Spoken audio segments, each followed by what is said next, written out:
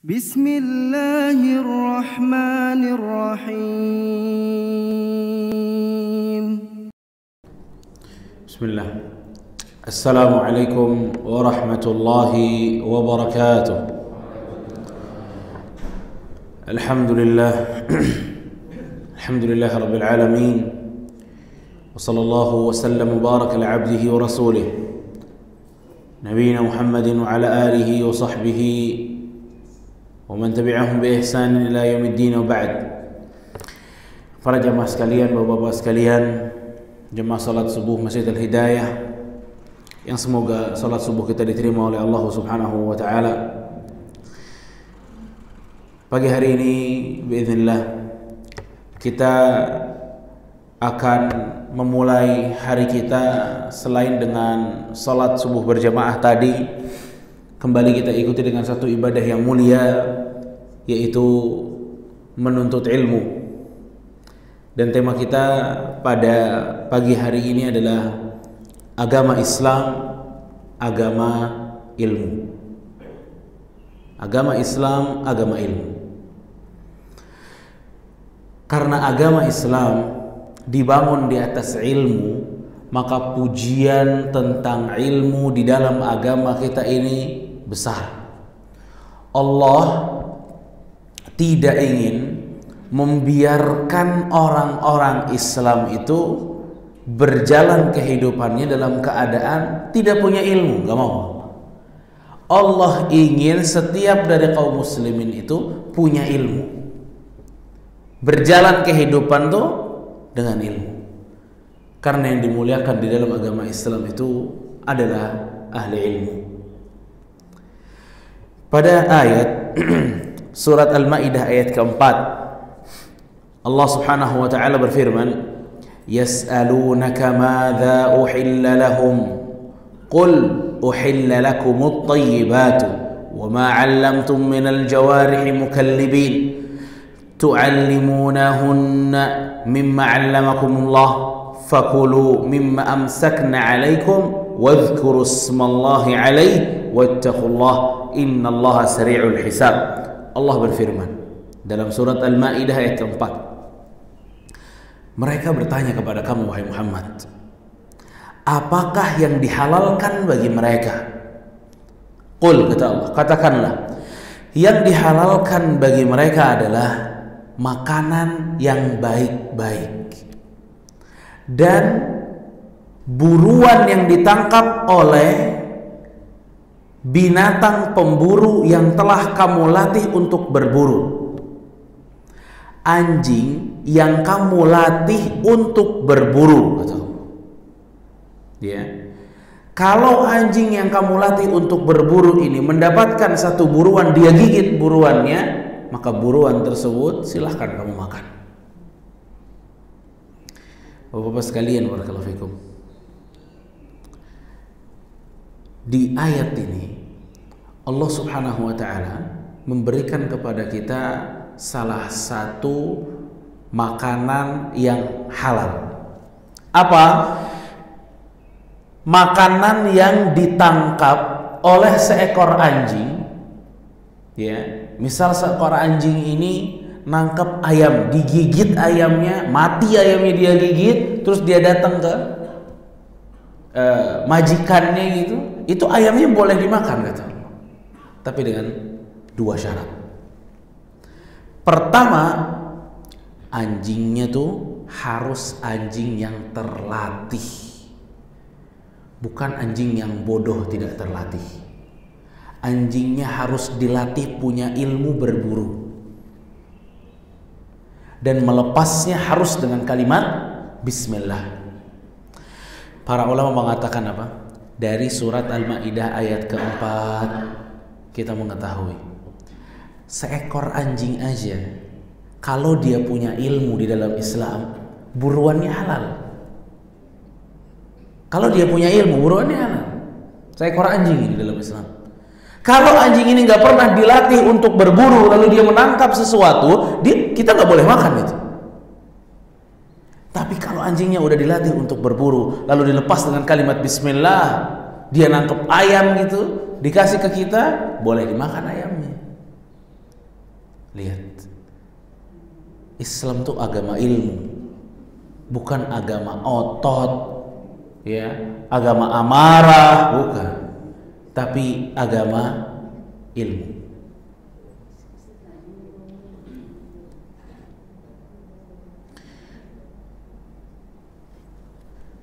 Makanya Allah Subhanahu wa taala pada surat Az-Zumar ayat ke-9 Allah mengatakan, ini kayaknya ada suara-suara yang lain. Ibu-ibu kayaknya ini. Maaf ibu-ibu, suaranya mengganggu walaupun kecil.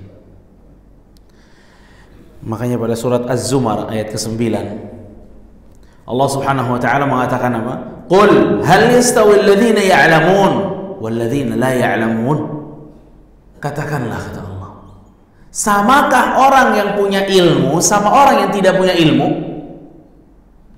Ayat ini memang seakan-akan bertanya, tapi ini istifham inkari dalam surat Az-Zumar ini. Apa tuh istifham inkari? Satu pertanyaan yang gak butuh jawaban. Ini Allah lagi memastikan aja. Emang sama? Orang yang punya ilmu sama yang gak punya ilmu sama? Gak mungkin sama gitu. Anjing aja beda.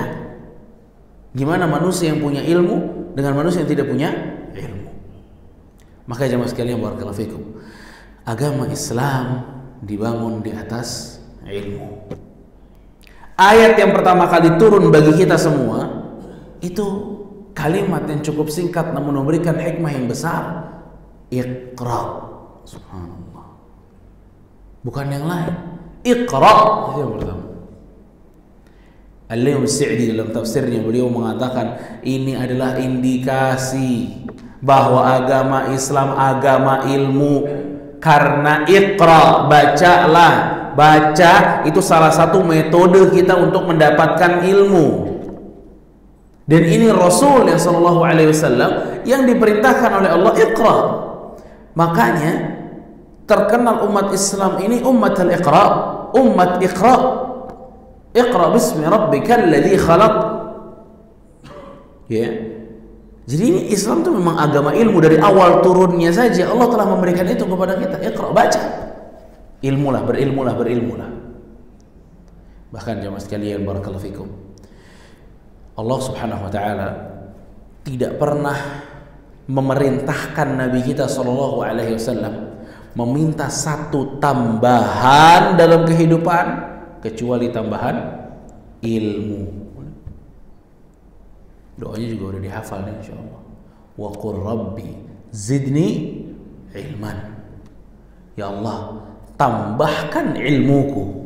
Dalam surah Taha ayat 114. Itu bayangin jemaah sekalian, barakallahu fikum, seorang nabi, Allah nggak pernah minta Nabi Muhammad SAW berdoalah agar hartamu ditambah, berdoalah agar umurmu ditambah, ya, tapi berdoalah agar ilmumu ditambah. Allahu Akbar. Kalau doa seperti ini tidak menunjukkan bahwa agama kita agama ilmu, lalu dalil apa lagi? Dalil apa lagi yang kita butuhkan untuk menyatakan bahwa agama Islam agama ilmu? Agama Islam agama ilmu. Ya. Pada satu ayat yang kerap kita baca Bapak-bapak sekalian, pada surat Al-Fatihah, ya, Allah Subhanahu wa taala memerintahkan kita untuk membaca surat Al-Fatihah. Ihdinas siratal mustaqim siratal ladzina an'amta 'alaihim ghairil maghdubi 'alaihim waladdallin. Kita diminta sama Allah pertama untuk minta jalan yang lurus. Jalan yang lurus ini bukanlah jalan ghairil maghdub, bukanlah jalan maghdubi 'alaihim, bukan jalan orang yang dimurkai, bukan juga jalan orang yang disesatkan oleh Allah. Para ulama mereka mengatakan bahwa ghairil maghdubi 'alaihim, maghdubi 'alaihim ini mereka para Yahudi. Mereka punya ilmu tapi nggak amal. Ini juga tercela Bapak-bapak sekalian. Dan dhalin, Nasrani, Yang tersesat itu Nasrani di sini. Ciri mereka adalah tidak punya ilmu tapi semangat beramal. Dua-duanya jelek. Dua-duanya buruk Bapak sekalian. Si Yahudi itu punya ilmu, Pak. Punya informasi, punya maklumat tentang kebenaran, tapi dia nggak mau amalin. Apakah orang-orang Yahudi nggak kenal dengan Nabi Muhammad SAW? Oh, kenal banget dia. Kenal banget. Ya'rifunahu kama ya'rifuna abna'ahum, bayangin. Kata Allah, Yahudi ini kenal Nabi Muhammad, tahu tentang Nabi Muhammad sebagaimana mereka mengetahui anak-anak mereka sendiri. Bayangin. Jadi ilmunya tentang Nabi Muhammad SAW ini bukan hanya sekedar namanya, ciri-cirinya paham, cirinya tahu. Makanya salah satu kisah yang masyhur dalam sirah Nabawiyah, pada saat Nabi kita alaihi salatu wassalam kurang lebih umur 10 tahun, dibawa oleh pamannya Abu Talib untuk berdagang ke Syam. Ya. Di Syam, ya, yang itu adalah negerinya ahli kitab waktu itu, ya. Kafilah-kafilah ini, kafilah orang Arab Quraisy ini selalu lewat situ dan tidak pernah ada yang menawarkan menjamu mereka. Kafilah Arab itu nggak pernah ada orang yang mau menjamu mereka. Terlebih tokoh mereka tidak ada yang mau menjamu. Tapi di waktu Abu Thalib bawa keponakannya ini, Nabi kita SAW yang umurnya masih 10 tahun, ya, ada satu pendeta namanya Bahira. Ini si Bahira ini, Bapak-Bapak sekalian. Bahira ini keluar, ya. Bahira ini keluar melihat ada kafilah orang Arab yang datang, dan itu terjadi 1 tahun sekali. Bahira keluar, lalu kemudian, ya, menyetop mereka, termasuk Nabi kita SAW. Dan Bahira tuh begitu menyetop rombongan orang-orang Arab ini, dia cari-cari, ya, dicari-cari sama dia. Begitu ketemu dengan anak kecil tersebut yang masih 10 tahun, Nabi kita SAW, dia mengatakan, hadza Rasul Rabbil Alamin. Ini Rasul, kata dia. Subhanallah. Ini Rasul. Abu Talib kaget. Ma ilmuka bihadza? Pertama Abu Talib kaget, pendeta ini gak pernah se-welcome itu. Bahkan gak pernah keluar dari rumahnya untuk bertemu para orang-orang Arab ini, gak pernah. Ini baru kali pertama pendeta ini mau keluar, bahkan sampai sempat mengatakan itu, ada Rasul Rabbil Alamin. Ini Rasul ini. Abu Talib nanya, kenapa kok? Dari mana kamu tahu? Kata pendeta ahli kitab ini, dia bilang, tidak ada. Lama nazaltum minal aqabah, pada saat kalian turun dari gunung, ya, tidak ada satupun pohon dan batu illa wa huwa sajidan lihadza. Tidak ada satupun pohon lagi batu kecuali sujud sama anak ini. Wala yasjudani illa linabi, dan dua benda itu tidak akan sujud kecuali kepada Nabi. Kecuali kepada Nabi. Maka akhirnya Bahira mengatakan kepada mereka, duduk, saya ambilin makanan. Nah, ini baru pertama kali juga nih Bahira sebaik ini sama orang-orang. Diambil makanan, ya. Pada saat diambil makanan, ternyata Nabi SAW tidak bersama orang-orang dewasa di orang Quraisy itu. Dipanggil sama Bahira, mana anak kecilnya tadi? Oh, di sana. Dipanggil. Begitu dipanggil, ya, Bahira mengatakan bahwa di ilmunya mereka bahwa seorang nabi ini memiliki tanda di belakang punggungnya. Ini sama persis dengan hadis-hadis Nabi SAW. Dilihat sama Bahira, ada. Ya, jadi ini kalau kita di kiri jantung, itu bagian belakangnya jantung itu ada Nabi SAW, ada tanda. Ya, kalau di dalam hadisnya Bahira, mithlut tufahah, besarnya sebesar buah apel. Dalam riwayat yang lain tuh sebesar telur burung. Ya, di beberapa riwayat yang lain intinya ada tandanya lah, tanda kenabian Nabi kita SAW, dan itu ada dalam kitab-kitab mereka. Bahkan Bahira mengatakan, ya, jangan kamu lanjutkan perjalanan kamu ke Syam, kata Bahira. Orang-orang Syam itu juga mencari nabi ini. Kalau sampai dia tahu bahwa nabinya adalah ini, mereka akan bunuh anak ini. Mereka akan bunuh anak ini. Dan kita tahu kebiasaan orang Yahudi, ya, wa yaqtuluna al-anbiya. Yahudi karakternya nggak tanggung-tanggung, Pak. Bunuhin nabi. Ini bukan bunuhin perampok, bukan bunuhin begal, bukan. Bunuhin nabi kalau Yahudi itu. Orang mulia yang dibunuh sama orang-orang Yahudi. Nauzubillah. Fa'ala kulli hal. Lagi seperti itu, ya. Datanglah 7 orang, ya, datanglah 7 orang mampir ke Bahira. Bahira begitu melihat 7 orang ini, ternyata dia adalah orang-orang Syam, ahli kitab dari orang Syam. Orang Syam ini mengatakan, masih ahli kitab, kepada Bahira. Kata orang Syam ini, adakah? Bahira nanya kepada orang Syam ini, mau ngapain kamu kesini? Kata orang Syam ini, mereka mengatakan, kami dikabarkan, ya, bahwa di bulan ini akan ada seorang nabi yang lewat daerah sini, dan setiap jalan kami telah utus tentara-tentara kami, dan kami kedapatan diutus di jalan ini. Tuh lihat, ya, ahli kitab tahunya sampai seperti itu, coba. Bulan ini ada lewat sini nanti nabinya. Ya'rifunahu kama ya'rifuna abna'ahum. Mereka tahu nabi sebagaimana mereka mengetahui anak-anak mereka. Fa'ala kulli hal, Bahira mengatakan, bagaimana menurut kalian? Kalau Allah menginginkan satu perkara terjadi, apakah ada orang yang mampu menghalanginya? Kata tentara-tentara ini, nggak ada satupun. Kata Bahira, ya ini nabinya. Dan kalau dia datang, kalian nggak bisa ngapa-ngapain. Ya, fabayi'u, kata Bahira. Maka baiatlah dari sekarang sama anak ini. Akhirnya setelah itu Bahira mengatakan kepada Abu Talib, kembalikan anak ini ke Mekah. Jangan lanjutkan perjalanan. Kalau tentara yang ini bisa saya ajak diskusi, tapi yang lain belum tentu bisa diajak diskusi. Bisa dibunuh nih anak. Ya. Akhirnya Nabi SAW pulang. Ini saya menunjukkan bahwa orang-orang Yahudi, Bapak sekalian, itu tahu betul tentang Nabi SAW.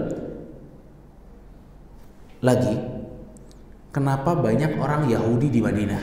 Kan di Madinah itu banyak orang Yahudi dulu. Kenapa mereka banyak di Madinah? Sama sebabnya, karena mereka tahu akan ada nabi yang tinggal di Madinah. Bakal ada nabi yang tinggal di Madinah. Pindah mereka ke Madinah, ribut sama orang Arab di Madinah. Dan kalau ribut sama orang Arab di Madinah, apa kata orang-orang Yahudi? Nanti nih kalian tunggu nabi gua keluar nih.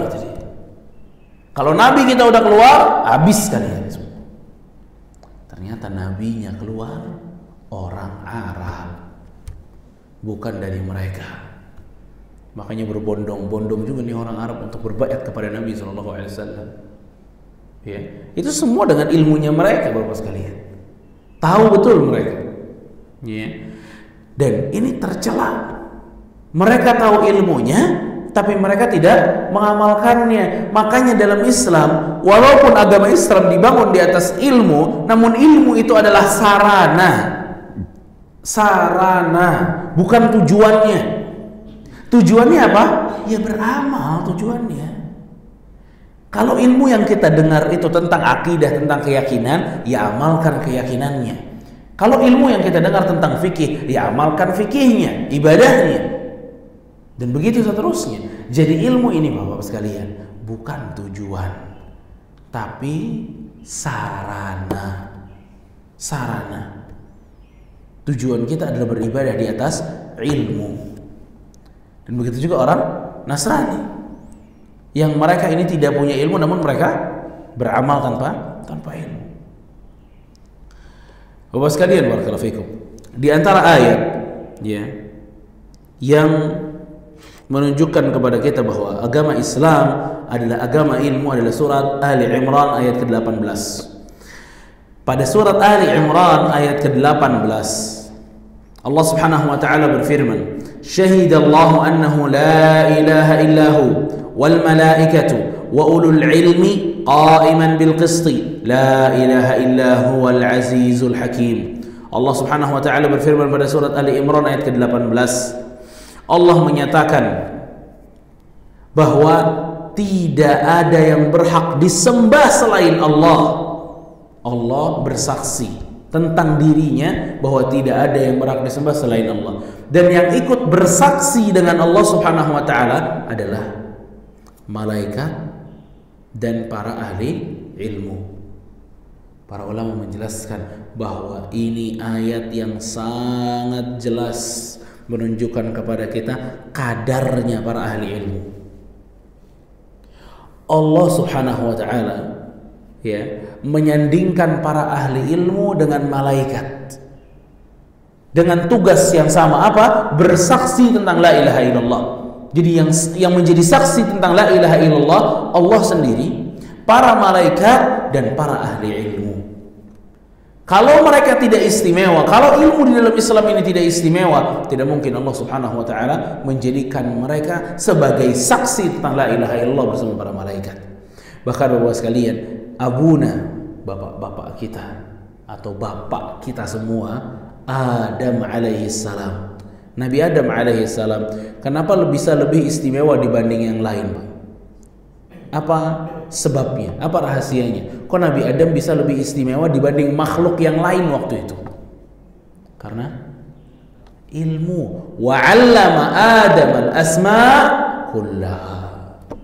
Nabi Adam mengetahui, mengajar, Allah mengajarkan kepada Adam alaihissalam nama-nama yang ada di surga. Ilmu yang bikin menang itu apa? Ilmu, Bapak sekalian. Makanya berapa juta orang, Pak, yang udah hidup di kehidupan ini namun terlupakan begitu saja. Ada presiden-presiden besar, raja-raja besar, penemu ini, penemu itu, tapi tidak ada yang dikenang sebagaimana dikenangnya para ahli ilmu. Tidak ada. Itu sahabat Nabi wafat udah lebih dari 1000 tahun, Pak. Tapi kalau kita nyebutin nama mereka, itu ada doanya belakangnya. Radhiyallahu anhu. Itu dari ilmu yang mereka miliki. Ulama lebih dari 1000 tahun dia wafat. Imam Syafi'i rahimahullah. Tuh bayangin.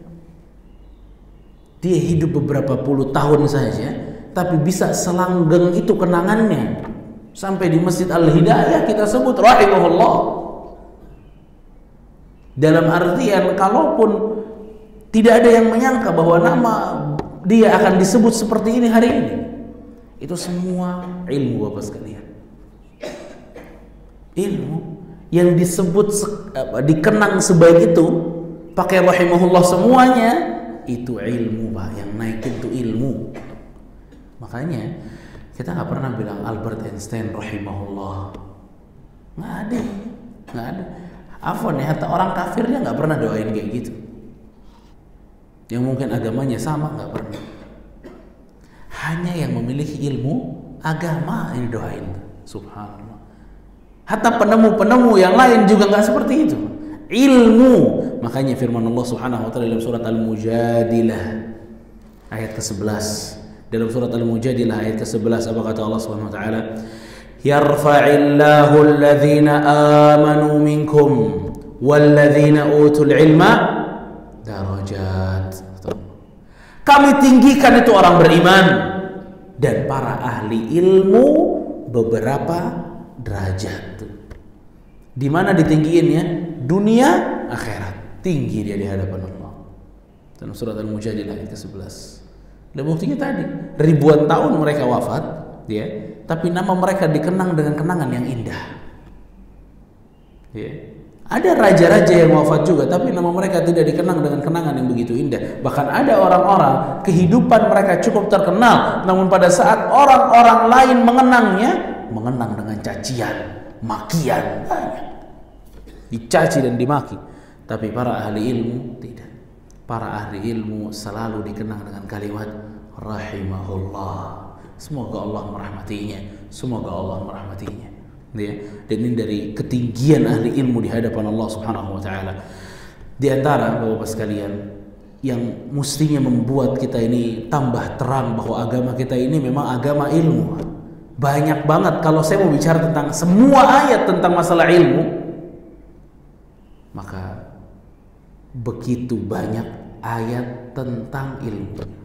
Al-Imam Ibnul Qayyim rahimahullah punya kitab namanya kitab Miftah Daris Sa'adah. Miftahud Dari As-Sa'adah. Semuanya ngomongin tentang keistimewaan ilmu yang sampai ratusan, Pak. Dan beliau juga bilang bahwa apa yang saya tulis ini tidak menyatakan bahwa sampai di sinilah keistimewaan ilmu. Tidak. Banyak keistimewaan ilmu itu. Banyak banget. Ini semua nunjukin kepada kita, wahai kaum muslimin, berilmulah. Agama Islam, agama ilmu, bukan agama keturunan. Mentang-mentang bapak kita Islam, ibu kita Islam, udah kita sholat sebagaimana bapak kita sholat. Kita sholat sebagaimana ibu kita sholat, abadan. Nggak gitu caranya. Apa kata Rasulullah SAW? Sallu, sholatlah kalian. Kama, sebagaimana ra'aitumuni usalli, sebagaimana kalian melihat saya sholat, kata Nabi itu. Kita suruh balik ke situ, Pak. Bukan sebagaimana ngelihat kakek kalian sholat, bapak kalian sholat, tidak. Kita harus tahu bahwa Nabi SAW sholatnya seperti ini.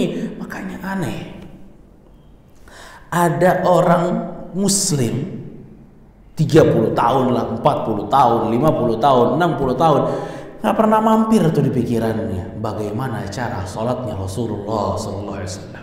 Nggak pernah mampir. Ilmu dunia oke.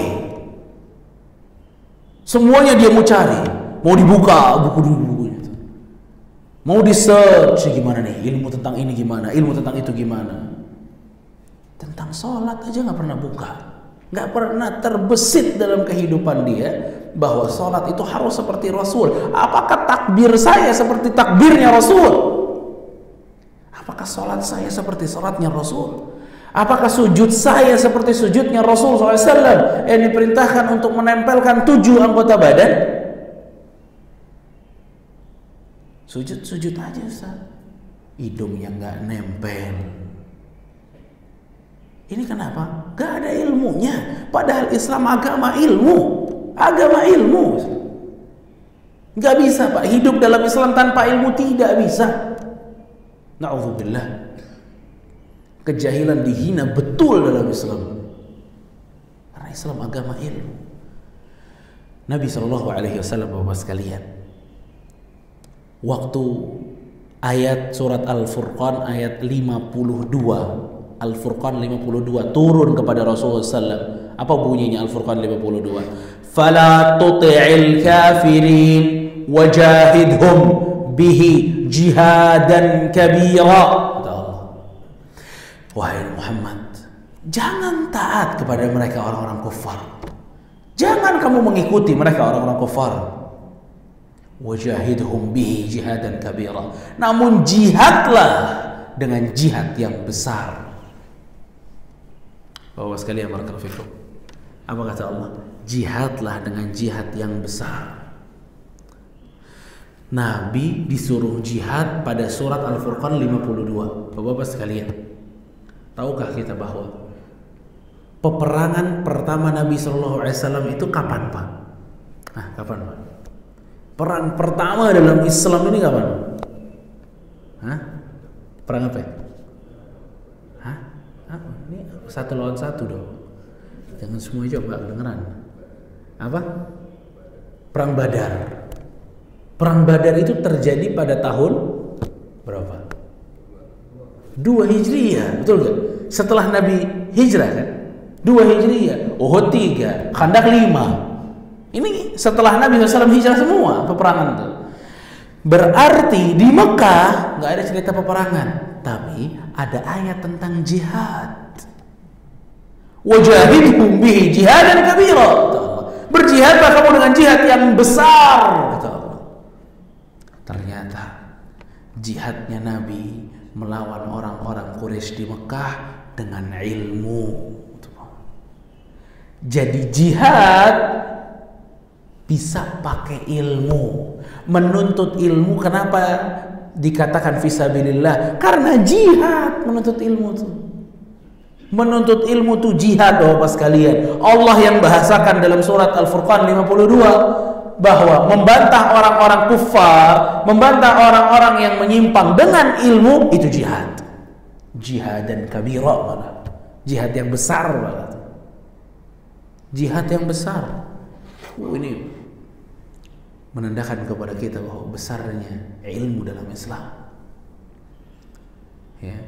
Makanya kan Rasulullah SAW beliau mengatakan tentang salah satu keistimewaan Masjid Nabawi, man ata masjidi hadza, siapa yang datang ke masjidku ini, la yuridu illa an yata'allama aw yu'allima, tidak ada niat dia ke Masjid Nabawi kecuali untuk belajar atau mengajar, fahuwa fi sabilillah, maka dia di jalan Allah fi sabilillah hatta yarji', sampai dia kembali.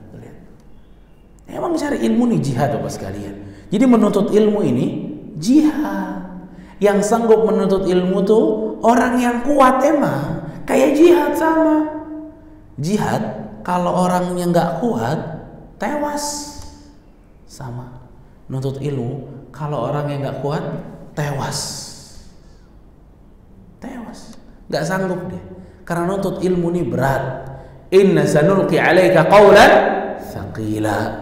Kami akan berikan kepada kamu wahai Muhammad perkataan yang berat. Subhanallah. Makanya Imam Malik pernah didatangin seseorang lalu mengatakan, wahai Abu Abdillah, aku ingin bertanya kepada kamu satu pertanyaan yang ringan, kata dia. Apa kata Imam Malik? Falaisa fil islami, tidak ada dalam Islam ini perkara yang ringan. Inna sanulqi 'alaika qawlan tsaqila. Karena Allah yang mengatakan bahwa kami memberikan kepada kamu perkara yang berat, kata Allah. Ya. Makanya dinamakan apa? Jihad. Jihad. Ya. Makanya berat Pak menuntut ilmu nih sebenarnya. Ya. Karena namanya udah jihad. Dan kita tuh sadar Allah menamakan menuntut ilmu ini jihad agar ada persiapan. Orang kalau jihad nggak ada persiapan, ya pasti tewas. Mati dia. Belum sampai udah mati. Ya. Kalah sebelum berperang. Makanya kalau mau menuntut ilmu, ya siapin semuanya. Karena kita akan jihad. Makanya dulu dikatakan, ya, salah satu senjatanya para tulab ilm adalah kertas dan penanya. Kertas dan penanya. Sebagaimana orang jihad dulu, ya, senjatanya ya pedangnya. Pedangnya senjatanya. Hari ini para penuntut ilmu adalah kertas dan penanya. Ya, itulah berjihad. Subhanallah. Allah namakan menuntut ilmu sebagaimana jihad. Jihad di jalan Allah Subhanahu wa taala. Dan itu beberapa ayat. Adapun hadis Bapak sekalian tentang yang menunjukkan bahwa ilmu ini besar porsinya dalam Islam adalah sabda Rasul kita sallallahu alaihi wasallam yang mengatakan, man yuridillahu bihi khairan yufaqihu fid din. Kata Rasul kita alaihi salatu wassalam dalam hadis Al-Bukhari, Rasul mengatakan, siapa yang Allah kehendaki kebaikan baginya, maka Allah akan buat dia faqih terhadap perkara agamanya. Saya ulang, Pak. Siapa yang Allah kehendaki kebaikan padanya, Allah akan jadikan dia kaya? Enggak. Allah akan jadikan dia tampan? Enggak. Allah akan jadikan dia punya istri yang cantik? Enggak. Allah akan jadikan dia punya rumah banyak dan besar? Enggak. Yufaqihu fid din. Siapa yang Allah inginkan kebaikan padanya, Allah berikan pemahaman agama baginya. Lihat.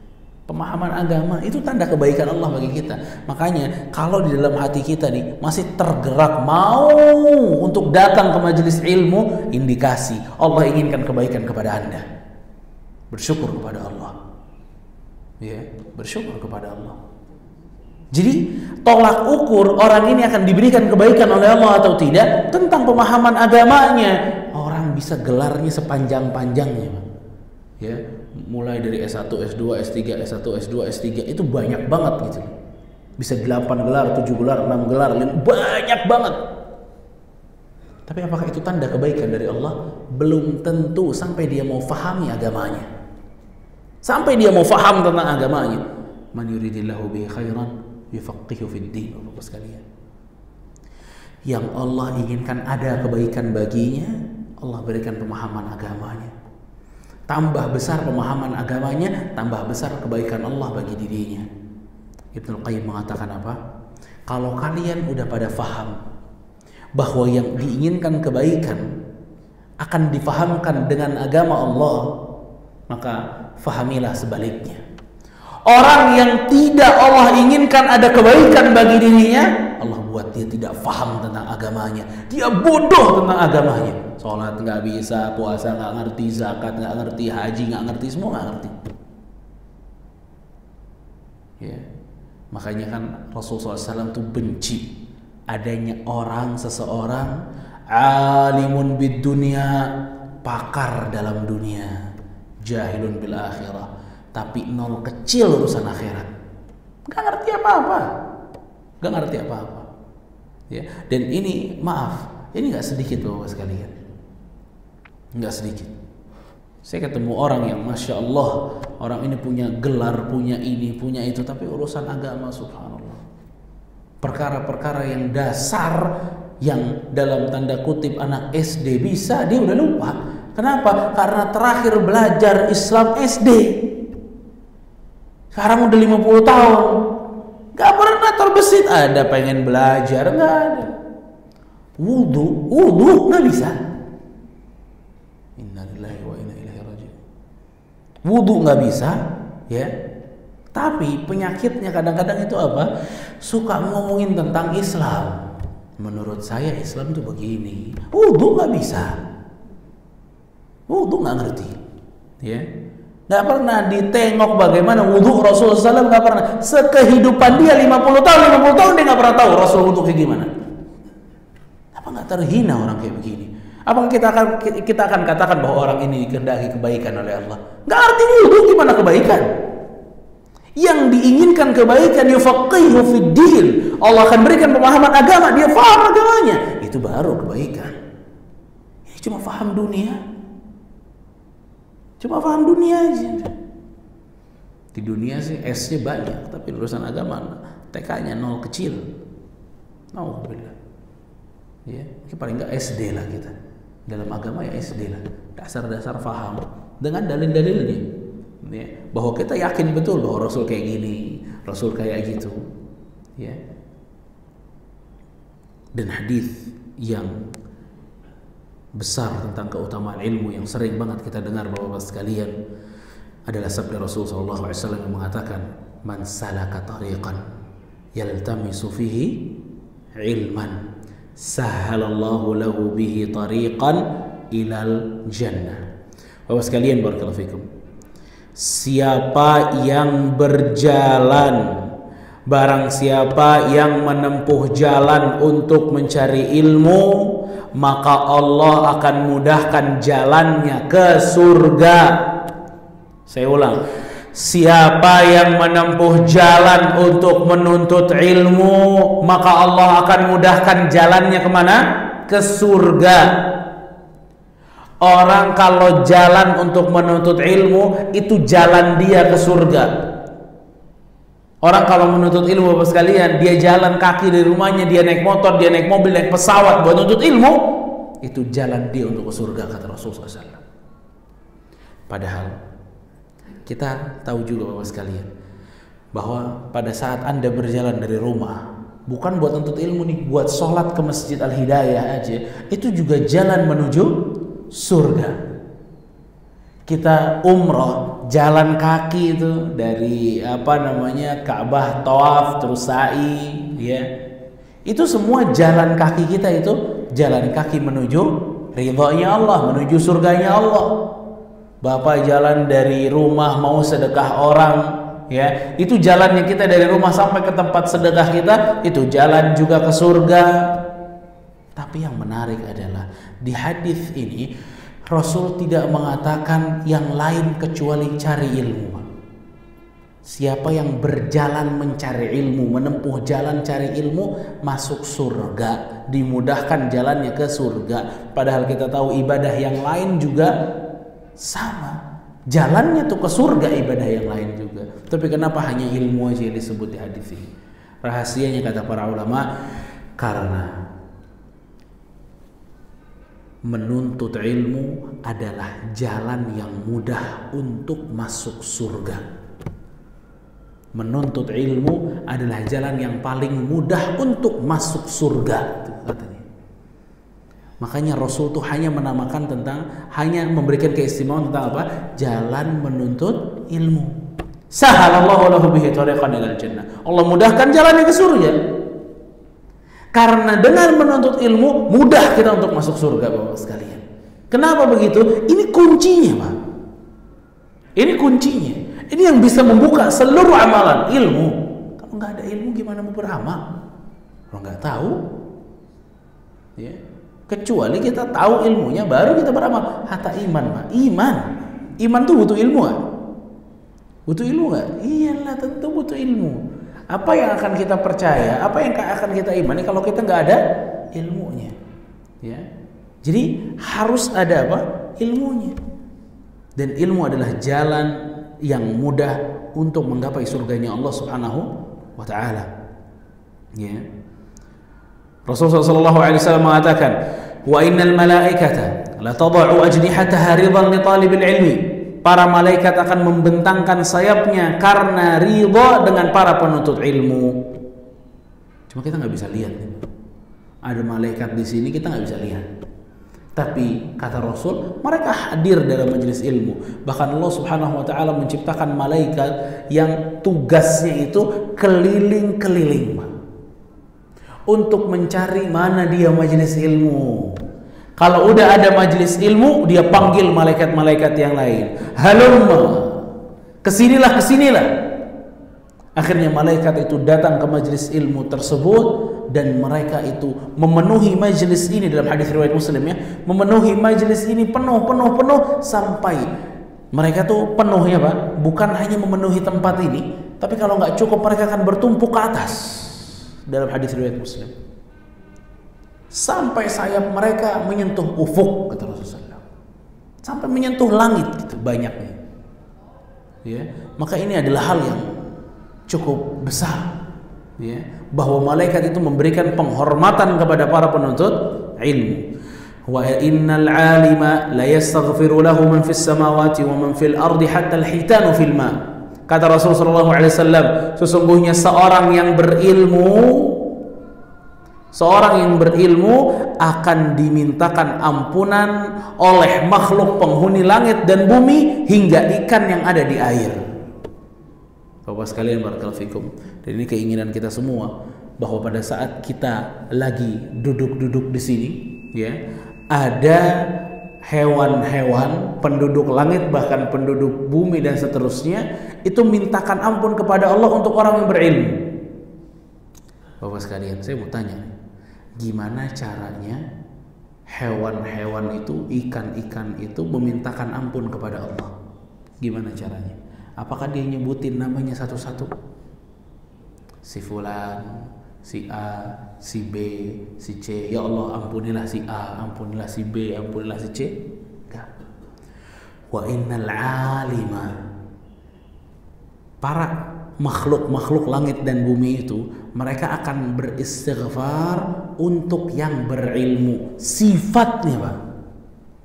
Sifatnya, bukan personal individu-individunya, bukan. Tapi sifatnya, begitu sifatnya dia berilmu, orang ini berilmu, maka hewan yang ada di bumi, bahkan di lautan, ya, hatta namlatu fi hujriha, sampai semut-semut yang ada di lubang-lubangnya, yastaghfiru, mereka akan memintakan ampun kepada Allah untuk para orang-orang yang berilmu. Sifatnya, bukan orang-orangnya. Jadi pada saat kita ingin mendapatkan keistimewaan ini, berilmulah. Karena dengan berilmu baru dapat keistimewaan ini. Wa fadlul alimi 'ala al-'abidi ka fadlil qamari 'ala sa'iril kawakib. Dan keistimewaan seorang yang berilmu dibanding dengan seorang ahli ibadah ibarat keutamaan rembulan atas seluruh bintang. Di malam hari, bulan satu doang itu bisa menyinari bumi. Bintang yang banyak sinarnya nggak sampai-sampai ke kita. Sinarnya nggak sampai-sampai ke kita. Yang sampai ke kita itu ya bulan, sinarnya bulan, dan itu ahli ilmu Bapak sekalian. Bulannya itu ahli ilmu. Bintangnya kata Rasul itu ahli ibadah. Berarti Rasul ingin memberikan kepada kita pemahaman bahwa orang yang berilmu itu manfaatnya lebih besar walaupun cuma satu. Satu orang berilmu itu manfaatnya lebih besar dibanding ratusan ahli ibadah. Ratusan ahli ibadah. Kenapa? Karena kalau ahli ilmu manfaatnya itu untuk dirinya dan untuk orang-orang. Adapun ahli ibadah manfaatnya untuk siapa? Untuk dirinya doang. Makanya kata Rasulullah SAW, fadl, keistimewaan ahli ilmu lebih besar karena manfaat yang dirasakan oleh orang-orang di ahli ilmu itu lebih besar dibanding manfaatnya ahli ibadah. Ya. Dan yang kelima dan terakhir Rasulullah SAW mengatakan, innal ulama warathatul anbiya. Sesungguhnya para ulama pewarisnya para nabi. Innal anbiya lam yuwarrithu dinaran wala dirhaman, innama warrathul ilma faman akhadha bihi akhadha bihadhin wafir. Kata Rasulullah SAW, sesungguhnya para ulama adalah pewaris nabi, dan para nabi tidak mewariskan dinar ataupun dirham, akan tetapi mereka mewariskan ilmu. Barang siapa mengambilnya maka ia telah mengambil bagian yang besar. Bapak sekalian, barakallahu fikum. Ilmu itu adalah warisan Nabi kita SAW.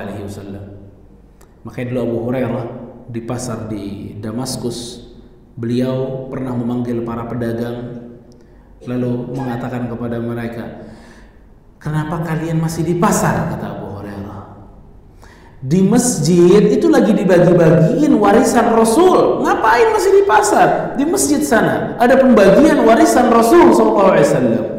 Pedagang-pedagang ini langsung lari mereka ke masjid. Orang ada warisan Nabi dibagi-bagi. Begitu mereka masuk ke masjid, ternyata masjid sepi, kecuali ada orang yang sholat dan ada orang yang belajar. Mereka bilang kepada Abu Hurairah, ya Abu Hurairah, rahimakallah ya Aba Abdurrahman, mana warisannya? Mana tuh pedang Nabi, sendal Nabi, peci Nabi, sorban Nabi, mana? Apa kata Abu Hurairah radhiyallahu anhu? Hal taraka nabiyyukum ghaira hadha? Memangnya warisan Rasul ada selain ini? Selain ilmu tentang sholat, majelis ilmu, tentang ilmu, emang ada warisan Rasul selain ilmu? Di masjidnya ada ilmu, sini. Subhanallah. Abu Hurairah ngasih pelajaran kepada para pedagang Bapak sekalian, bahwa yang diwariskan oleh Nabi hanya ilmu. Dan ini menarik, bahasanya Rasulullah SAW itu adalah warisan. Dan kita sama-sama tahu warisan ada pembagiannya. Yang ini dapat 1/4, yang ini 1/8, ya, yang ini 1/2, dan begitu. Begitu juga ilmu. Ada yang dapat 1/8-nya, ada yang dapat 1/2-nya, ada yang dapat 1/4-nya, ada yang 1/6-nya. Kita hadir sama-sama di majelis ini, tapi ilmu yang akan kita dapatkan sesuai dengan warisan. Ya, beda-beda pasti dapatnya. Yang dibawa pulang ini beda-beda. Ada yang bawa pulang setengah kajian, ada yang bawa pulang 10 menit dari kajiannya, ada yang bawa pulang 5 menit dari kajiannya, ada yang bawa pulang 1 faedah doang dari kajiannya. Macam-macam. Karena bahasa Rasulullah SAW adalah warathah, warisan. Dan begitulah warisan. Ya. Makanya bapak-bapak sekalian, barakallahu fikum,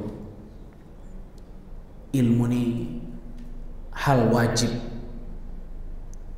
Talabul ilm fardhatun ala kulli muslim. Menuntut ilmu itu hukumnya apa? Wajib untuk setiap muslim. Jadi menuntut ilmu ini bukan sunnah Pak, wajib. Wajib. Kalau nggak menuntut ilmu dosa kita sebagai muslim ataupun muslimah. Dosa. Jadi kita harus menuntut ilmu, terutama ilmu-ilmu dasar tentang rukun iman dan rukun Islam. Itu udah paling utama. Harus paham gitu. Ya. Fa barakallahu fikum. Mudah-mudahan bermanfaat apa yang saya katakan pada kesempatan pagi hari ini, bisa menambah semangat kita untuk mencari ilmu, ya. Walaupun mungkin sebagian besar senior di sini, ya. Udah mungkin di atas 50, tapi ketahuilah bahwa para sahabat itu mayoritas mereka justru belajar waktu mereka sudah pada tua. Mereka mengenal Islam waktu mereka sudah senior, bukan masih muda, dan mereka berhasil dalam ilmu mereka. Barakallahu fikum. Ada pertanyaan?